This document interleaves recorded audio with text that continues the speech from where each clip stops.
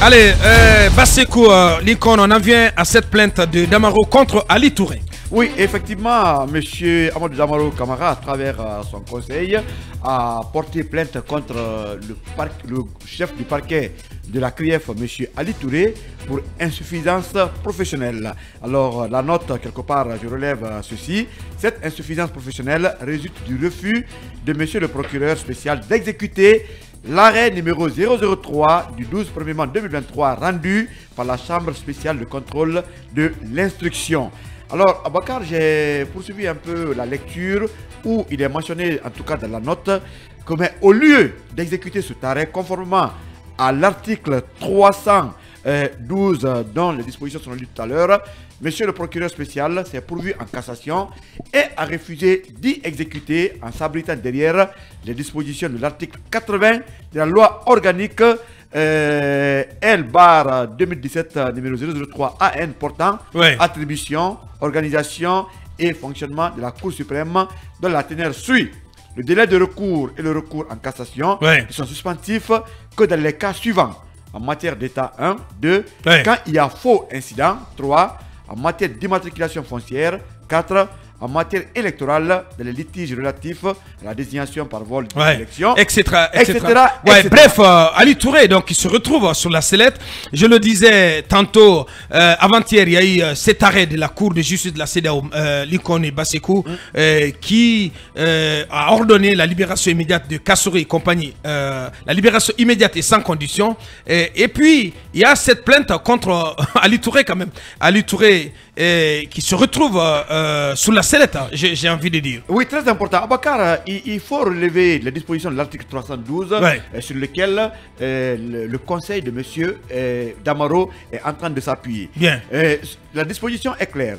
Lorsque la Chambre de contrôle de l'instruction a statué sur l'appel relevé contre une ordonnance du juge d'instruction en matière de détention provisoire ou à la suite d'une saisine du procureur de la République, soit qu'elle ait confirmé l'ordonnance, soit que l'infirmant ait ordonné la mise en liberté ou le maintien en détention ou décerné un mandat de dépôt ou d'arrêt, le procureur général fait sans délai retour du dossier au juge d'instruction après avoir assuré l'exécution de l'arrêt.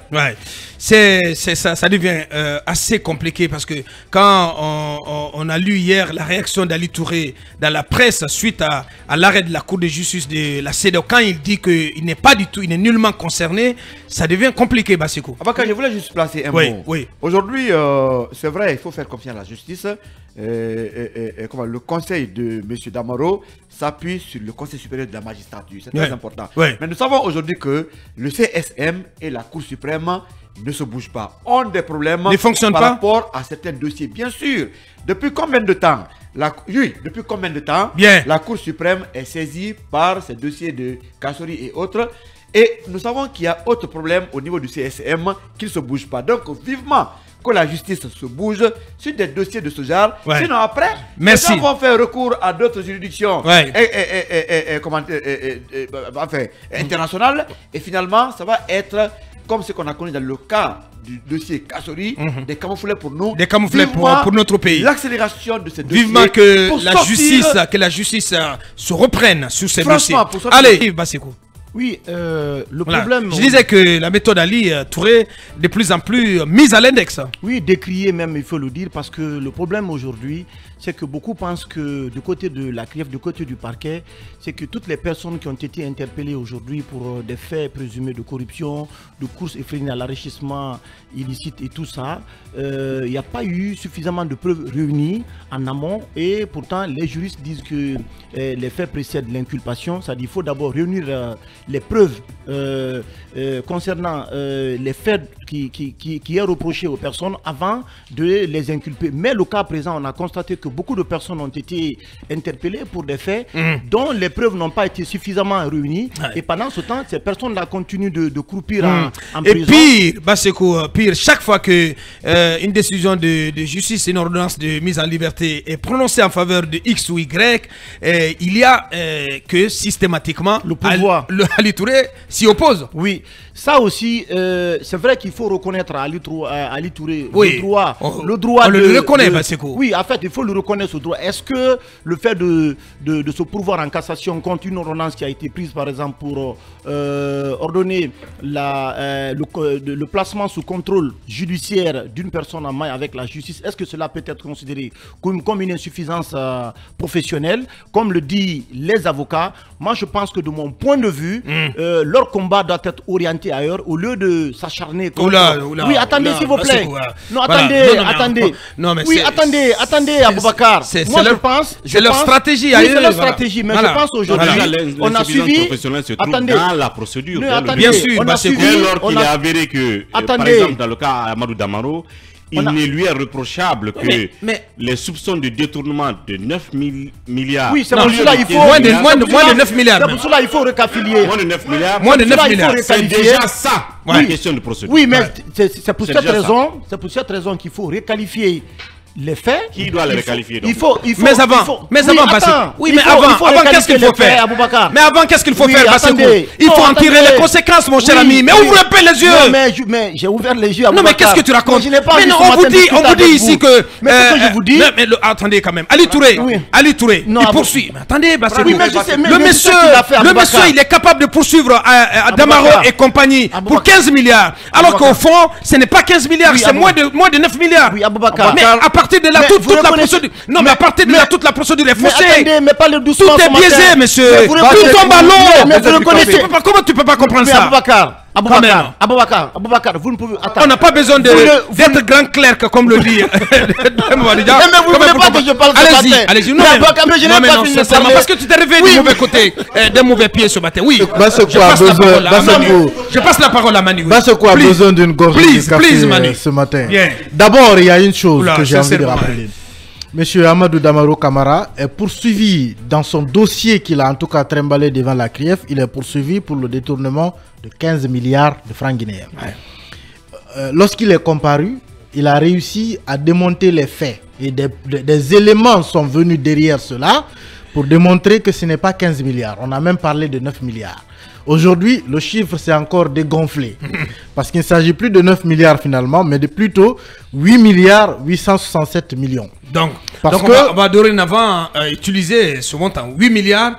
8 milliards 867 millions. Parce que les sources sont formelles. Monsieur Damaro Camara, quand le Parlement a été dissous, il a laissé dans les comptes du Parlement 6 milliards 133 millions de francs guinéens. Confirmé par la BCRG. Confirmé par la BCRG. Bien sûr. Donc déjà, Basekou, que le procureur trimballe quelqu'un devant un juge, après évidemment avoir réuni ses preuves, parce qu'il l'a dit lui-même, on est tous dans ces pays, on a vu ce qui s'est passé. Il est venu avec le dossier devant un juge pour dire je suis prêt. On ouvre le dossier, on se rend compte déjà que l'accusation elle-même n'est pas à la taille de ce que lui il a formulé. Quand même. Il y a... Non, permettez que je finisse, Basekou. Allez, il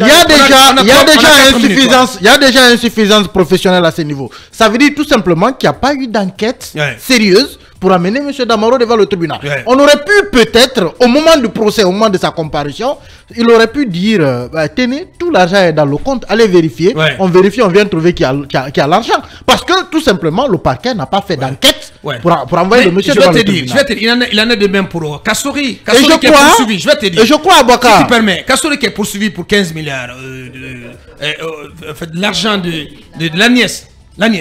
Mais vous allez, et la Banque centrale, je pense qu'elle va le confirmer, 13 milliards 500 sont dans les comptes de la nièce. À l'avènement du CNRD. C'est pourquoi j'ai dit à Aboubacar. Comment on peut le poursuivre pour 15 milliards? C'est pourquoi j'ai dit à Aboubacar. 1,5 aujourd'hui, 1,5 ont été dépensés. Et c'est justifié. À l'image de l'honorable Amadou Damaro Camara, Kassory Fofana, Mohamed Diané, Oye Guinabogui, Ibrahima Kourouma, tous ceux qui sont en détention là-bas doivent saisir le Conseil supérieur de la magistrature. Parce qu'aujourd'hui, le constat, il est global, il est partagé. La CRIEF a mis la charrue avant les bœufs. La CRIEF a trimballé des gens dans des procédures qui ne sont pas prêtes, dans des procédures où il n'y a pas eu d'enquête. Aujourd'hui, quand on en est à ce stade, tout est en train de tomber à l'eau. Tout est en train de tomber à l'eau, Aboubacar. Et de ce point de vue, permettez Basekou, attendez. Vous n'êtes pas obligé d'être d'accord. Mais soyons un peu concret. Il se trouve que des gens sont poursuivis pour des faits qui ne sont pas sérieux. Soyons consistants. Ce sont des choses, ça relève de l'ordre de constat. Et il y a quand même assez longtemps que Charles Wright nous annonce la refonte de cette CRIEF. Il ne le fait pas. Je pense que si on ne le fait pas, ces réformes ne viennent pas pour l'instant. Si on ne réforme pas cette CRIEF, elle sera le plus gros échec du colonel Mamadi Doumbouya. Effectivement. Elle sera le plus gros échec. Parce que ce qui va se passer, c'est déjà le cas. C'est que les procédures mal ficelées, les enquêtes mal ficelées vont conduire à des jugements qui vont tout simplement libérer et blanchir toutes les personnes fragilisées. Et le colonel aura échoué, en tout cas sur ce plan de sa politique-là. Si Charles Wright ne va pas réformer la CRIEF, parce qu'on l'a dit depuis le début de cette CRIEF, en Guinée, on n'a que 4 ou 5 magistrats spécialisés dans la lutte contre les crimes économiques. Ils sont connus. Parmi eux, il y a le fameux Jawara, Mohamed. C'est des gens qui sont connus. Amenez-les.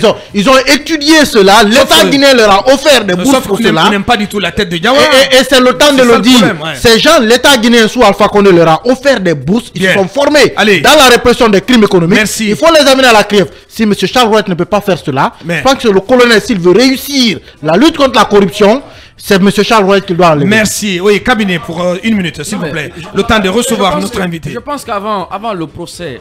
Coupez-moi son micro, s'il vous plaît. Avant le procès à la disqualification que voudraient apporter les avocats de M. Damaro, je crois que si c'est le... Je ne sais pas si entre le président de la République et le garde des Sceaux qui nomme les procureurs, je pense que celui qui a le droit de nomination doit prendre aujourd'hui le soin de changer le procureur, parce que ça, en fait, il n'y a pas un mot. Il ne le fait pas, mais lui-même, il faut le changer. Non. Puisqu'il ne veut pas, il ne veut pas que l'on prenne tout simplement la décision de le changer, parce que le procès à la disqualification professionnelle, mais c'est de la flagrance délit. C'est que ça saute aux yeux. Quand on dit que quelqu'un doit 15 milliards alors qu'il ne doit que peut-être que 6 milliards, ou je ne sais pas quoi. Un peu plus de 8 milliards. Mais ça veut dire que c'est comme si monsieur le procureur n'a pas maîtrisé ses cours d'arithmétique. C'est grave, parce que 1 n'est pas égal à 2. Bien, cabinet. Allez, on va continuer de parler, on va continuer d'évoquer ces affaires pendantes par devant la CRIEF. On va rester sur le cas d'Amaro et vous allez comprendre. Dans un instant, Dr Fodé Cissé, notre invité ici en plateau.